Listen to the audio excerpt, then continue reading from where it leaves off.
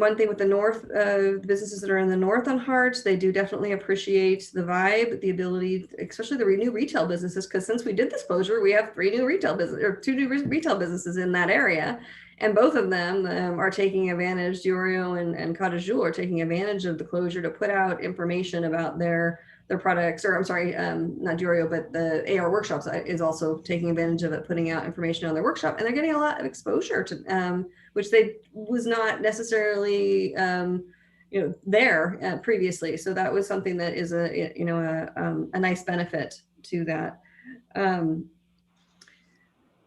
And then there was comments about the road closure for some of the northern businesses, that there is with the road closure in place, it does take out a lot of parking heading southbound because of the detour lane for folks to be able to turn left onto Diablo Road. And that's something I know we can kind of look at, but it's really to make sure we're in proper, including a proper detour, we have to have a specific cone pattern that's kind of navigating people to that area.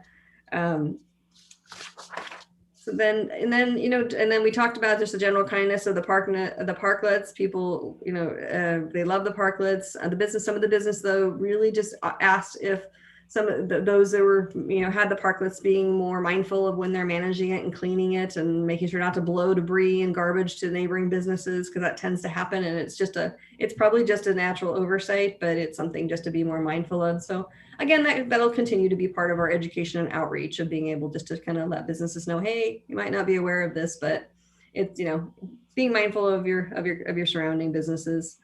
And then we kind of go into kind of the business equity conversation and outreach regarding the health order requirements. We heard a lot of positive comments related to the town's effort of trying to help all the businesses in any way they can.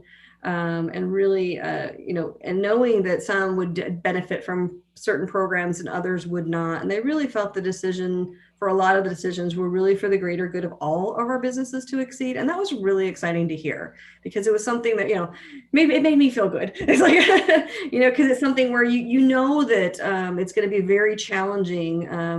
Even prior to COVID, it's very challenging to make things equitable because not all businesses are the same. They don't have the same size building and spaces and parking. And so it was really exciting to kind of hear that, the efforts that we're making are resonating and being mindful of it. And so our goal is always to continue to be equitable, but even with the decisions we're making now, as a town council knows, any of these things that we're trying out and trying to figure out, they're not going to be able to resonate with all and help for all. And we're doing our best to try and figure out how we can make things fluid. And there's been a lot of opportunities. The councils take a lot of opportunities to allow for parklets to be expanded. Some of the businesses have not taken advantage of that, or taken advantage of some opportunities for them to expand on their property for their own reasons. But it's the opportunities are there, and we're trying to continue to find ways to be able to continually reevaluate that. There was some frustration over some of the businesses and also visitors not really adhering to the health order. When they felt that other businesses were abiding by it, and it's been just an ongoing frustration, and it's on a lot of different levels. It's guests who are coming and walking around downtown may not have their masks on. The perceptions and interpretations of what the health code means for each of the different restaurants in terms of what is acceptable or not acceptable. And just certain things that are violations that may not be as visible as we can or think. So there's been a lot of kind of that disparaging and really wanting to have the town become a little bit more involved in how we can try either educate and guide our restaurants, and or whether or not it's something where we need to start looking at enforcement and kind of really trying to figure out how to manage these areas.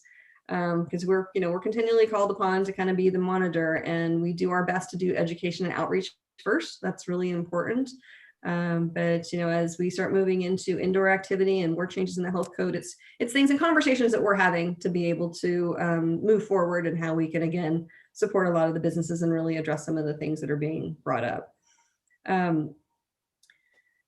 Let's see, throughout the pandemic, I'm trying to see if I probably talked ahead on some of my notes. So one of the next thing really that was a discussion, and this is something that is going to be on top of mind for all businesses. It really is the weather and the winter transition. There's a couple different things that are going on when it comes to the weather. We still have a lot of hot days and smoke that are, making it difficult for the weekends. But then as we transition into the winter months, we need to think about what's going to happen when it comes to the rainy season. Whether or not if we have more smoky days, what does that look like in terms of the road closures itself? And when do we maybe potentially call not having a road closure because of some of the parameters in play? As well as daylight savings. You're going to, October is going to be get to about 5 o'clock when it's darker. So then it creates, then it's going to be more of an outreach to the businesses to see, especially the ones that are in the road closure, as to how are your plans to be able to operate on the weekends, and does it make sense? Are you going to just use the parklets? Or are you going to be using the street? And then, so we're going to be continually flexing and evaluating and trying to figure out those parameters as we kind of move forward in the winter season. But one of the biggest things that we are going to have a struggle with, and that is really about, if indoor operations continue at 25% and don't necessarily move up maybe a tier to 50%, what is that going to look like for the businesses when the rainy months come? Again, like when we talk about equity and fairness, not all businesses are going to be able to have the opportunity to pop up tents or to do certain things that might be necessarily permitted through the health code, as they're trying to figure out, what is actually going to be permitted. But it's a matter of what can we look at to see whether there's things that we can do to help support the businesses in either their current outdoor seating areas or parklets.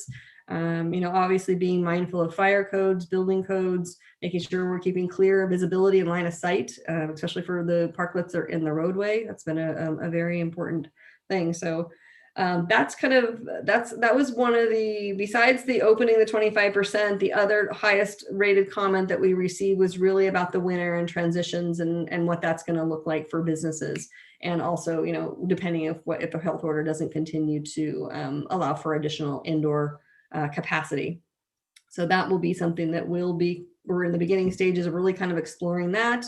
We're going to be meeting with the fire as well as building to be able to really talk about maybe what kind of creative solutions we can come up with. We can, hoping that we'll be able to serve as many businesses as we can with those creative solutions, but that's still to come.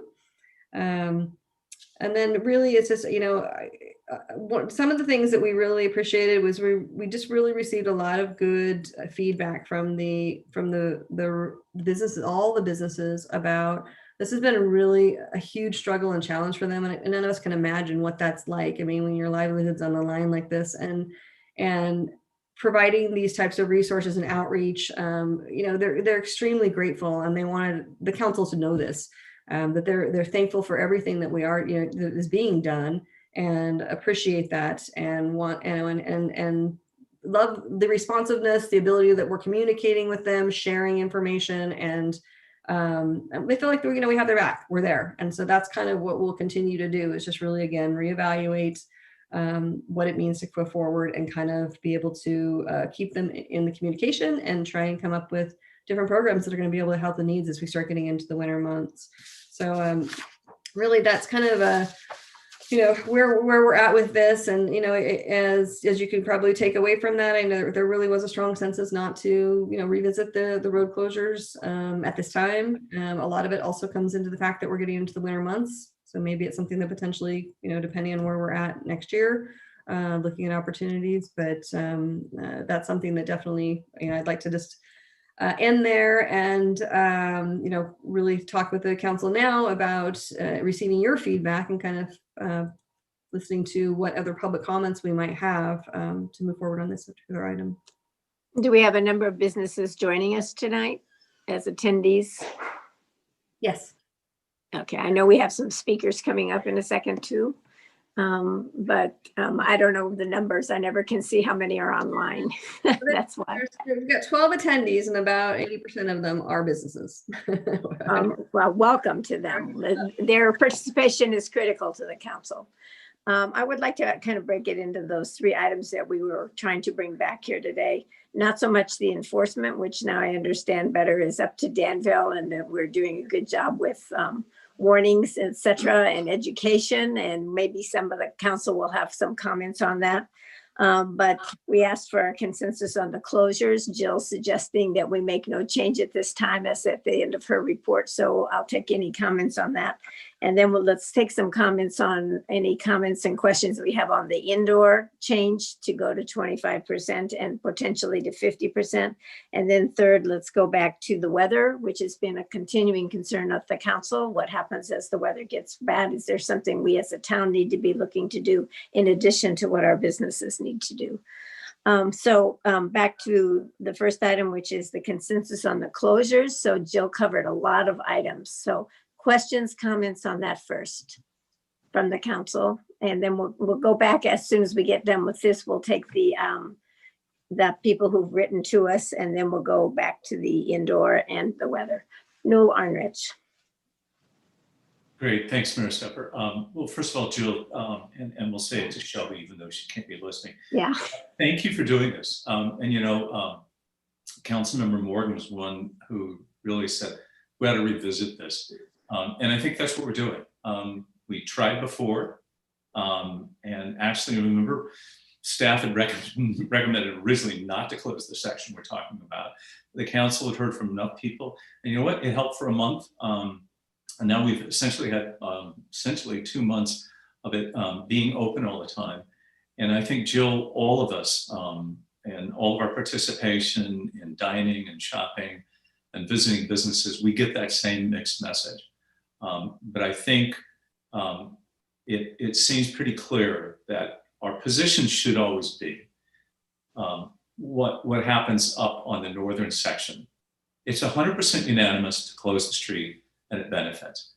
That if we did close the street in this case, for those who really are passionate about doing it, we would be making a decision to help one business while harming another.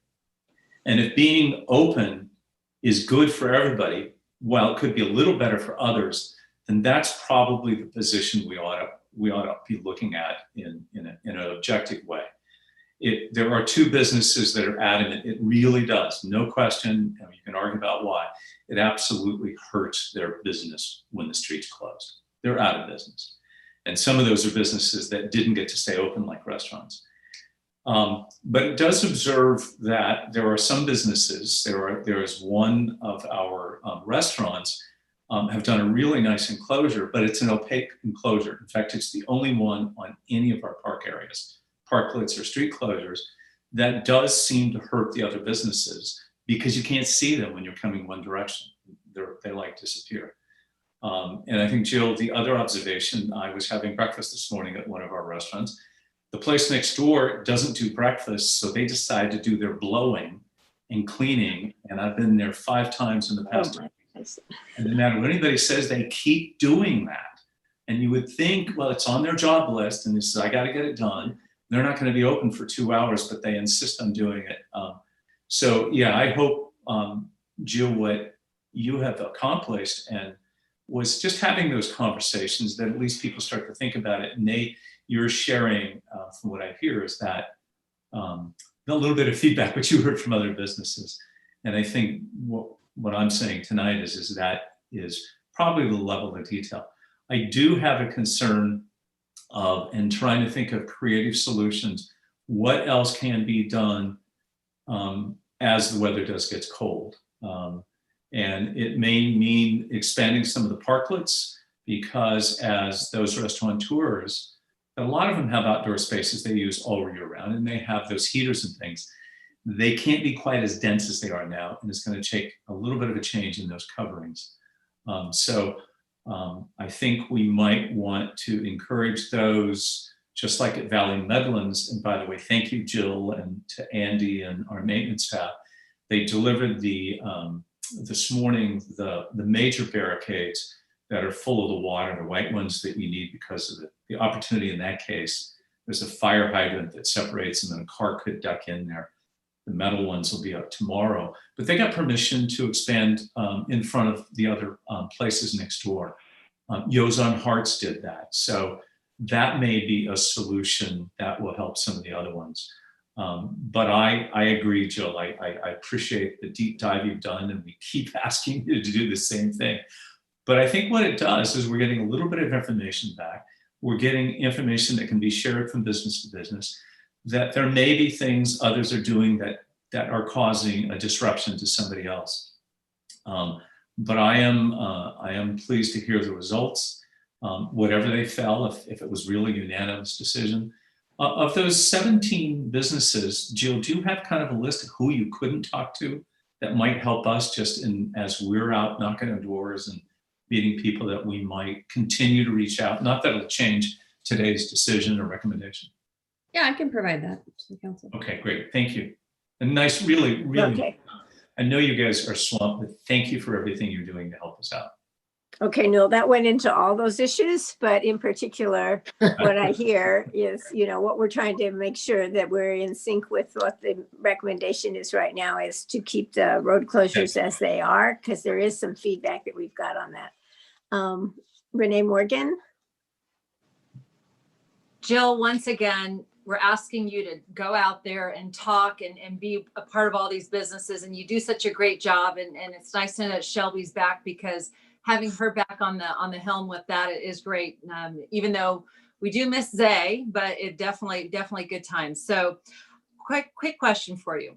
The patio awnings that are outside right now, a lot of them are like a tent-like structure to try to accommodate for the heat and that type. But moving forward, what is our policy right now on having permanent structures or permanent outdoor awnings placed? What is our permit structures on that? Are we trying to loosen that a little bit as well? Well, that's part of the conversation of what we need to have, because right now these are all temporary things that were being put up, and as everything was trying to get the parklets up and then figure it out later and meet with the business owners and give them the direction then. And so right now the current health order only allows for one side to be enclosed. And they are revisiting that now to talk about what that means for the winter months, and also as now that the restaurants are reopening at a 25% capacity, what that potentially could look like. But from there, then it will be really what can be done on a temporary basis that is acceptable both for building and fire. So we're going to kind of really figure out what it means, and then be able to kind of talk through what maybe a potential solution could be, because these are all temporary type situations, but you can create temporary permanent type enclosed areas that could potentially meet some criteria. And we have businesses around town that are already working with architects and trying to figure these things out, and then really looking to the town to say, hey, if we can make this happen, are you supportive of it? So that's why I say it's a conversation we are right now jumping into. So what great news today to be able to say that we can do 25%, although not a lot, it's better than it was. But as we flex and evaluate these transitions, how ready are our businesses right now for that 25%? And what kind of support are we giving our businesses to make sure that they're ready to follow that order, that health order that's just been issued? Since all this happened and we had our weekly Friday calls, our goal, as soon as the state and federal government were putting out guidelines for industry standards, we were pushing them to our businesses. We did the Recover Danville Alliance, which the whole purpose was to get these guidelines in place and get them in the hands of our businesses for reopening.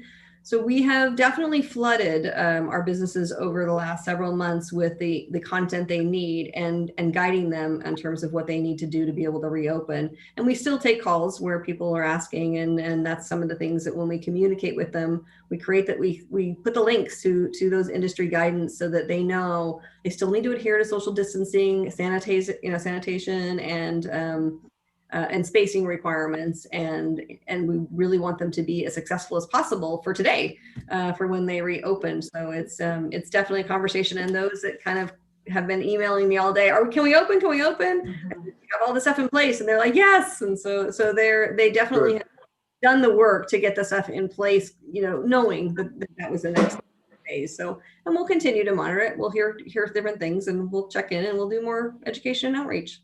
That's great. Mayor Stepper, I have just one more question to follow up on in reference to the live music and the DJs and all that. A lot of the businesses that you walk around, you notice that they'll have like a guitar player, or they have somebody that's singing along with the music and kind of strolling along.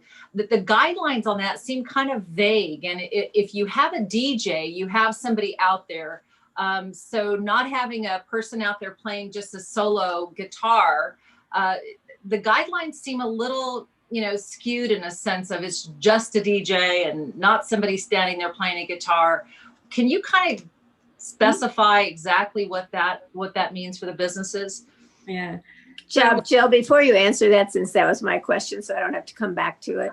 I was shocked to read that. These musicians some of them are trying to earn money out there, and their job has been cut for 6 months too. And so it was a small opportunity to have people doing what I would call dinner music in the background. It wasn't getting a crowd. And I understand there was one business that was getting a crowd, and that we should be able to make that. I know you're going to tell me that's not what the state says, but we should be able to make that decision based on whether or not we're drawing a crowd or not. We're not having a concert of 40 people coming.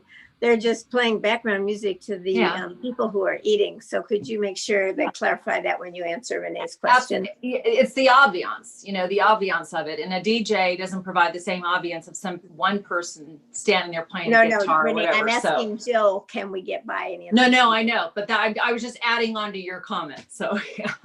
So we broached this subject over a month ago when the state of California District Attorney's Office started contacting some of our restaurants that had live music. And then those particular businesses contacted me, and I'm like, what do you mean? I thought the same thing. I'm like, it's ambient, it's a couple people, it's not that, this is not a performance, a concert. So that's when we started our research with the with the county, but then also through our county supervisor's office to be able to kind of get clarification. And they did come back and basically say that the interpretation is because live performances were not permitted at that time, and they are deeming anything like that has music or singing or instrument playing as live music. And it's mainly because if you've probably heard through a lot of our Dr. Ferrantino's presentations about what that means in terms of the projection of saliva and how it goes much farther when you're singing or amplified in that respect. So it's kind of under that same auspice. And unfortunately, there's no gray area. If it's instrumental, it's still considered live music, which is unfortunate. And then so that's where the direction came back of either pre-played lists or DJs. Well, that was a month ago. And as we move forward, we've had businesses, we kind of have educated our businesses along the way, but there's been just some different ways of hearing. They're hearing different things. Everyone's hearing different things when it comes to the health order and what's permitted or not. Plus, there's a confusion with the state when the state started allowing for specific performances to happen. Well, they were virtual performances, but and then when the county realigned with the state, it actually triggered into that particular area where it said that music, concerts, whatever, or virtual conferences stuff were permitted. Well, they didn't have a clarification at that particular time as to what did you mean by music. So the businesses were starting to hire more people and bring them out, all just casually, not necessarily with any malintent. They're like, they were excited about it. And so one of the businesses called me after I informed them that says, no, you're not be able to have live music. And she pointed out that fact. So I did the same thing, went through the state, went through the county and my contact now, which is one of the PIOs. And she really indicated, that live performances I'm reading a text, in-person audiences are not permitted either indoors or outdoors. Band members or musicians performing for online audiences or for audiences in cars must physically distance from each other. The state is working on guidance on live performances, which will be issued and finalized soon. And that's what they received from the state. And that's all because this transition happened really quick. So based on that, we're hearing the same thing, and it's for those same reasons. And so that is why we continue to communicate with businesses and really just encourage them. We still like the ambient music, just let's figure out a different way to be able to do it and be successful with it for the customers. Okay, so thanks for being on top of that, Jill, because I'm not hearing that when you're 10 feet away that you're a problem with spitting or whatever the concern is. So let's go back to the next person had questions. Now I can't see it. Oh, Robert's store. Sorry, I can't even see. Our last council person, Lisa's not on the screen. So. Thank you, Mayor. Hey, Jill, nicely done. I know we're peeling this onion back one layer at a time and trying to figure all this out. But in your opinion, you've got 50 people, pretty important survey. Any ideas why 17 of the 50 wouldn't actually maybe contribute some thoughts? Actually, we mean, Okay. oh, it's just where we couldn't get a hold of them. We left messages and didn't respond. So again, this was all the timing was really fast. Yeah. Mhm. Maybe once you share that list, we get a better feel for who those were. But, this is a pretty important survey, and I would have certainly appreciated, 50 inputs here. So any information along the way that maybe you received from businesses that maybe we hadn't heard before and you walked away thinking, oh, that's not a bad idea. We should look at that. I think the area that was really nice to hear, again, like it's always nice to hear, is basically like with the road closures and the detours that businesses are receiving feedback as to what they were hearing from their customers and approaching them. So that's a great thing to hear, because then we can look at solutions by putting out reader boards and changing messaging for our detours.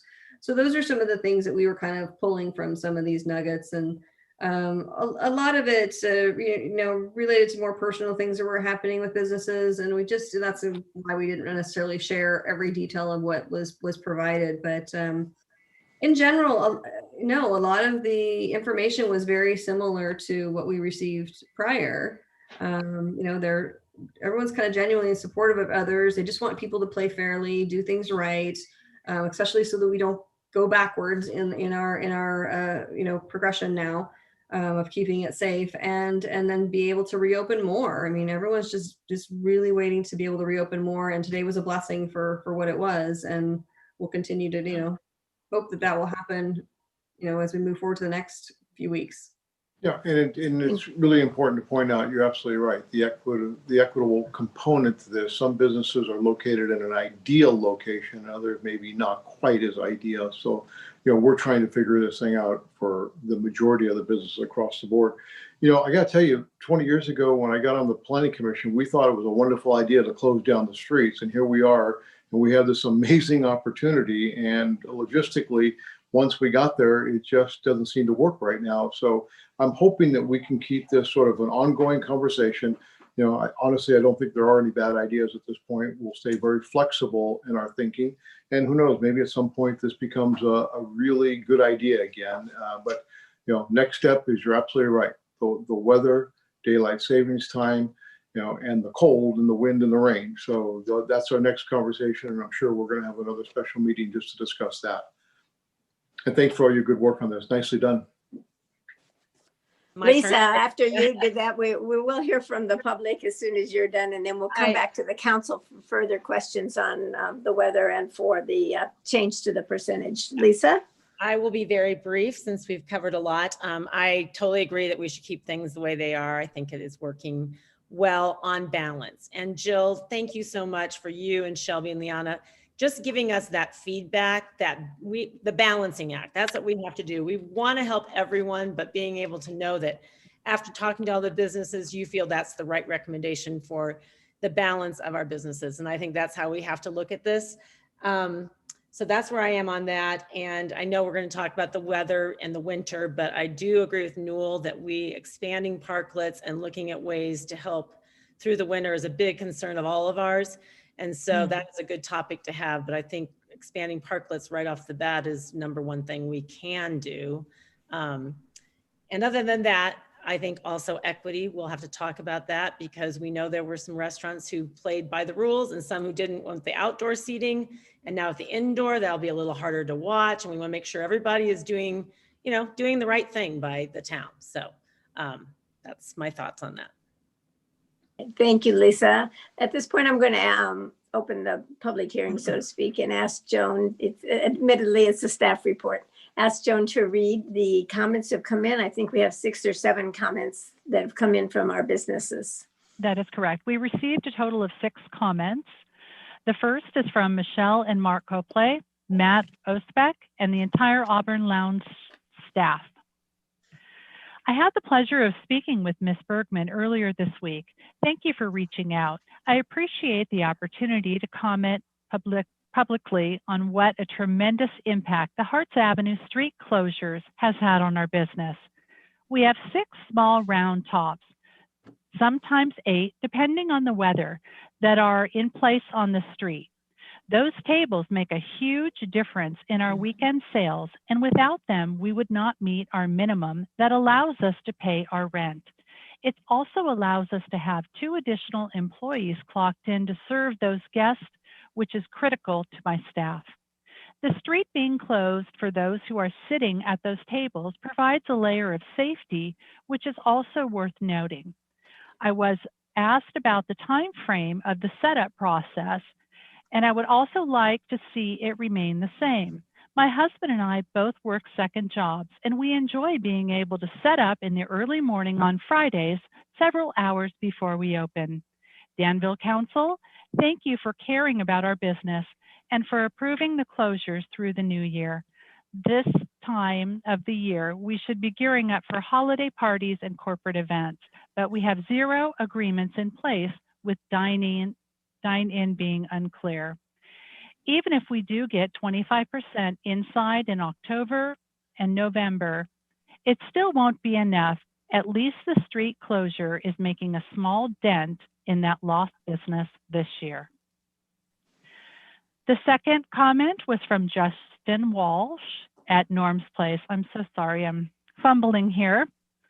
It is my understanding that your vote 2 weeks ago to extend the weekend street closures on Harts Avenue between Prospect and Diablo through January 4th, 2021 is under review pending a letter submitted to the council from the owner of Manjami Restaurant.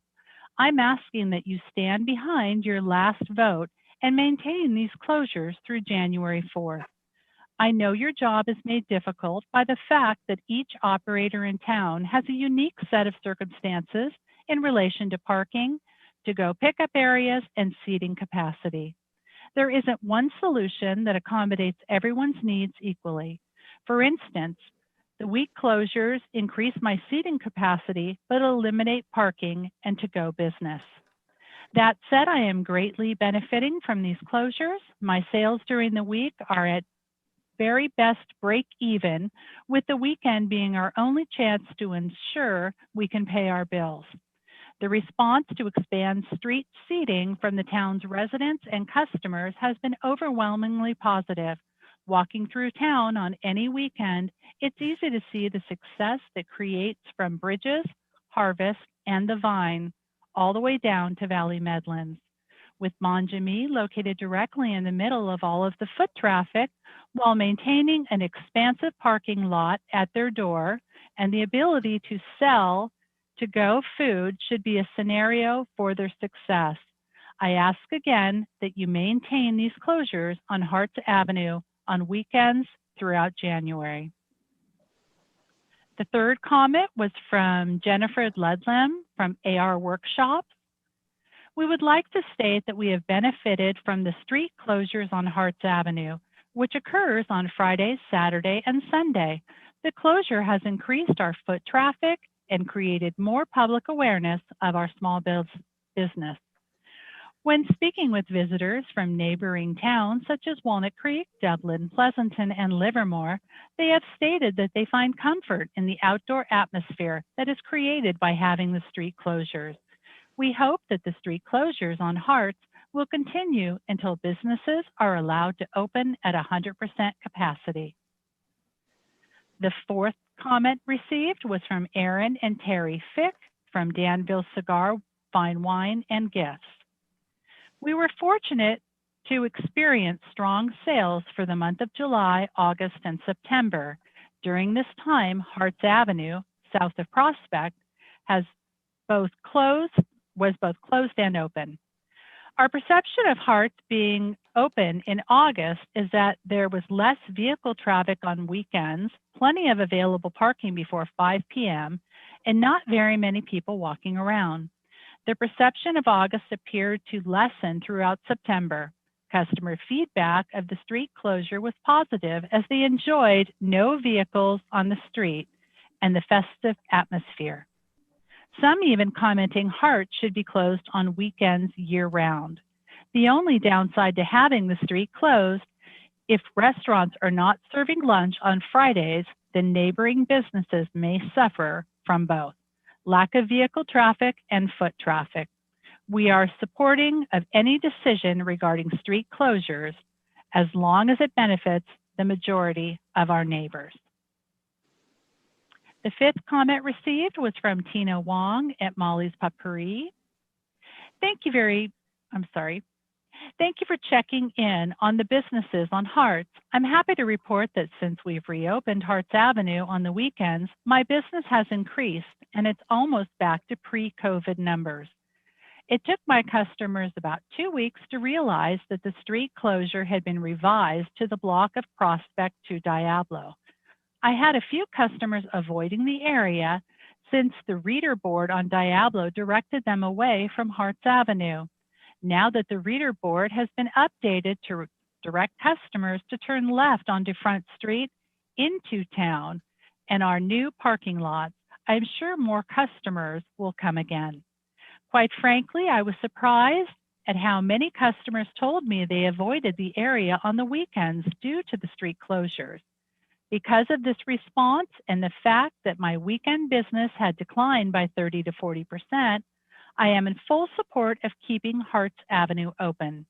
In the future, this topic comes up for discussion. I would appreciate notification prior to any changes to the current status. The question I have is, will Harts South be closed on the weekends where rain and/or cold weather is predicted? Now that limited indoor dining has been approved, will the street closures be necessary? Having even a section of Harts does restrict through traffic, but I do not desire of the restaurants on Harts Avenue to have it closed. I am sure you're aware of the trucks for Trump that come to town on September 12th at 1 p.m. I am in full support of the right to free speech, but this group unfortunately was very threatening. One of my customers gave a thumbs down to the driver and he made the gesture of pointing an imaginary rifle at her. My daughter, who is 12 years old and African American, was afraid to go back outside. One of my customers witnessed and took a photo of one man taunting Mexican Americans, provoking a fight. At one point, he got out of his vehicle and started to chase people. The parade of trucks with the honking and yelling lasted 45 minutes.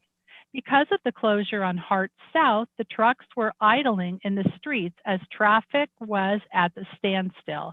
This disruption must have been horrible for diners sitting at tables on Harts. Again, I do not believe that people have the right to their opinion, or I do believe people have the right to their opinion, but when it invokes violence, we need to be aware of the potential consequences. As I understand, this group of people started out in Pleasanton and went through Dublin and San Ramon prior to coming to Danville. Assuming they will come through again, I'm hopeful that we will have the necessary support system in the ready. And the last comment received was from Judy Harris, Danville Hairlines. I have spoken to Newell and Shelby and have voiced my opinion regarding the street closures. I am against it as it hurts my business for the duration of the street closures. 70% of my clientele are over 75 years old, and most need wheelchairs and walkers to come into my shop, so they need to park or be dropped off at my shop. They are unable to walk. And that's the end of the comments received. All right, thank you very much, Joan, for reading all of those. We're going to go back to the council and see what other items you'd like to bring up with respect to concerns about the 25% of the weather. Because as you recall, and I think Newell made the original suggestion, we went to January 4th. So definitely that's going into the weather report. Did you have anything else you wanted to add first, Jill, about the weather and how people think it's going to be solved for them? No, I don't have anything to add to that. Okay, Robert? Good, thank you. You know, Jill, one of the things that I forgot to mention in my notes, we actually ate downtown last weekend and we sat at Yo's on the street. And I was really shocked at how fast cars are going past where I was sitting. Are you getting any complaints from any of the other businesses where, you know, car speeds coming down Harts may be an issue? I have not received any complaints myself. I'm sorry, say it again? I have not received any complaints myself personally. Yeah. Okay. Boy, it's really surprising how fast. I'm not talking about every single car, but you know, you get a handful of cars that are really speeding down hard. One car actually sped up, went around a bicyclist right there in front of us, and it was really, I don't know, not very comfortable. So if we are getting complaints, maybe we can address that at some point as well, with traffic calming devices, maybe on the weekends. Who knows? Okay. Thank you. Newell, Arnrich. Jill, thank you. I thought it might be worth just to expand a little bit. I see a couple of restaurateurs that are listening in about 2 changes today on the indoor dining, and you clarified this earlier today, that the 25% is of their legal capacity, which is based on fire occupancy and building occupancy, not necessarily their dining table chairs, correct? Correct.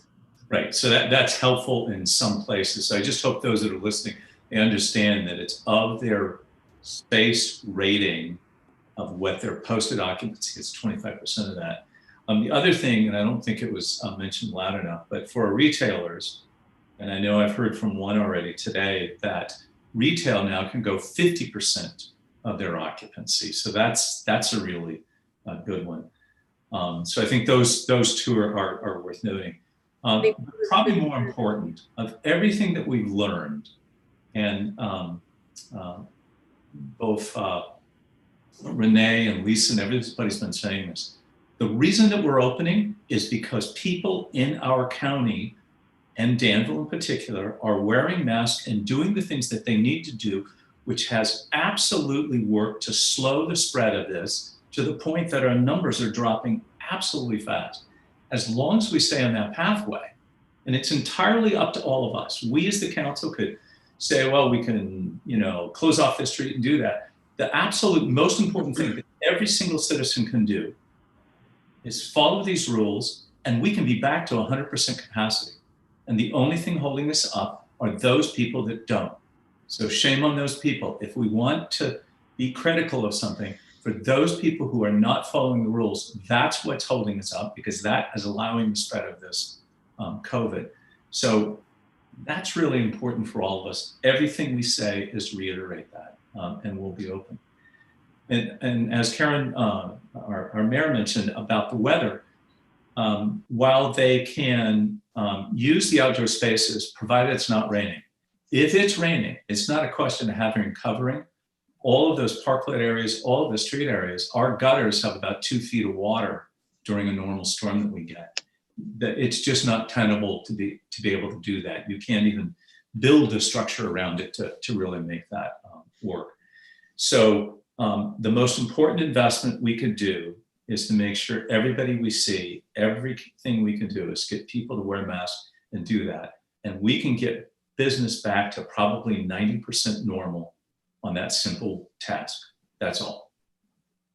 I'd like to ask you a question of the town manager to follow up what you just said, Noel, because I was asked this today. Some of the businesses have masks that they hand out to people if they've forgotten them. So that's making some assurance and reinforcement. And they asked me, are the VIPs doing that? Do they have masks in hand? If they see someone who doesn't have a mask, can they do that?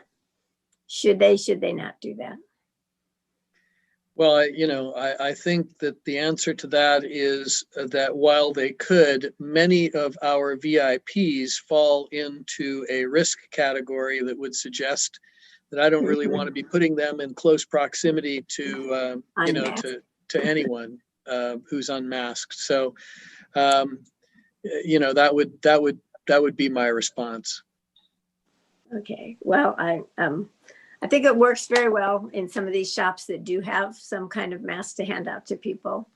And it's very helpful if they have a box of those. So somebody else had their hand up. Renee Morgan.